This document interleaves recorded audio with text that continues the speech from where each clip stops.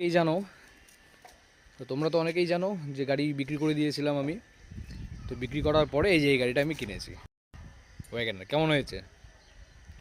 না না না, জোকস অফ আ পার্ট, এটা আমার গাড়ি নয়, এটা আমার পিস্তল দাদার গাড়ি। অ্যাকচুয়ালি কালকে আমরা গিয়েছিলাম জলপাইগুড়ি কিছু একটা কারণে।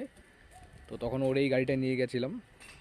তো ওই গাড়িটা দেখো মুছে টুছে এখন একদম পরিষ্কার করে রেখে দিয়েছি, একদম চকচক করছে। যদিও করার কথা ছিল না, ও বলেছিল গাড়িটাকে ওয়াশিংয়ে ও দিয়ে দিবে। হ্যাঁ, কিন্তু আমি ভাবলাম যে না, গাড়ি যখন নিয়েছি, অ্যাকচুয়ালি আমি যখনই কারো গাড়ি ইউজ করি না কেন, আমি তার গাড়িকে আমি যেভাবে নিই আমি সেইভাবেই তার গাড়ি ফেরত দিই।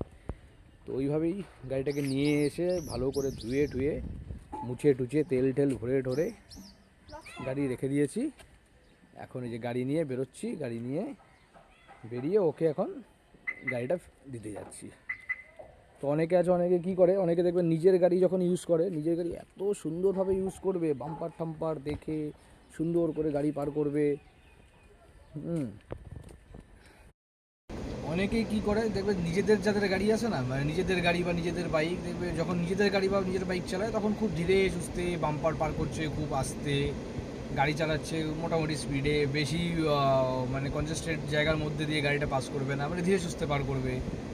কিন্তু যখনই সে অন্য কারোর গাড়ি নেয়, বন্ধু বান্ধব বা কারোর গাড়ি নিচ্ছে, এমন ভাব করছে যেন রাস্তা থেকে কুড়িয়ে পাওয়া গাড়ি, যেভাবে ইচ্ছা সেভাবে গাড়ি চালায়, যেখান দিয়ে ইচ্ছা, মানে সে লাগলো, যা হলো হলো। কিন্তু আমার একটু অন্য রকমের, আমি যার গাড়ি নিই না কেন, আমি যেরকম কারোর গাড়ি আমি নিইও না, আমি কারোর গাড়ি চালাইও না, আমি সেরকম একটা। বাট যখনই নিই না কেন আমি চেষ্টা করি একদম পোলাইটলি, আমি নিজের গাড়ি যেভাবে ব্যবহার করি, আমি নিজের গাড়ি রাফলি ইউজ করলেও যাতে অন্যের গাড়ি যাতে রাফলি যাতে আমি ইউজ না করি। তো সেরকমই দাদার গাড়িটাও নিয়েছিলাম, কালকে অ্যাকচুয়ালি গিয়েছিলাম জলপাইগুড়িতে।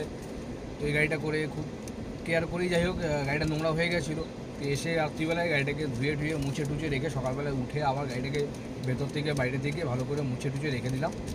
তারপরে এবার একটু তো ধুলা ঠালুলা তো হবেই, এবার তারপরে এবারও হয়তো ওয়াশিংয়ে দেবে। তো যাই হোক, এটাই হচ্ছে ব্যাপার। আর আজকে আরেকটা সারপ্রাইজ আছে তোমাদের জন্য, নতুন একটা কিছু আসতে চলছে বাড়িতে। সেটা কি, সেটাও তোমাদেরকে জানাবো, ততক্ষণের জন্য ওয়েট করো। চলো, টাটা, বাই বাই।